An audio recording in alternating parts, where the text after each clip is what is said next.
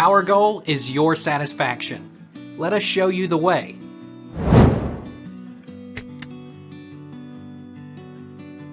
Do Ellie and Homer get together? Homer not ending up with Ellie.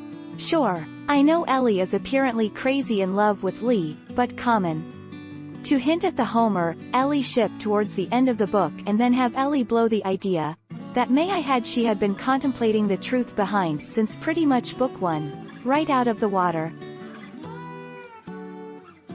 What was in Homer's sleeping bag?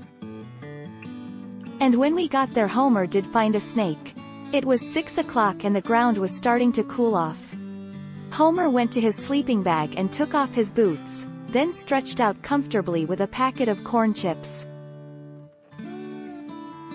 How is Homer a good leader?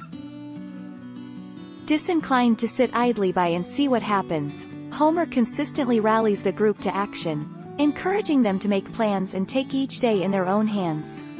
Thanks to his humor and clarity of vision, he succeeds in rallying his troops time and again, keeping them alive. What did Homer do in TWWB?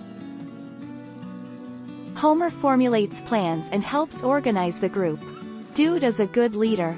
During the rescue mission, he drives a car, even though he isn't very good at it. Back in hell, he falls in love with Fi and does a bunch of work around camp.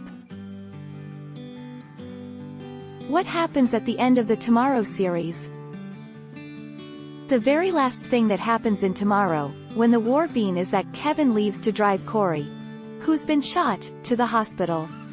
With the fate of Kevin and Corey up in the air, we'll have to stay tuned for the next book in the series in order to find out whether they make it to the hospital. What happens to Chris in Tomorrow when the war began?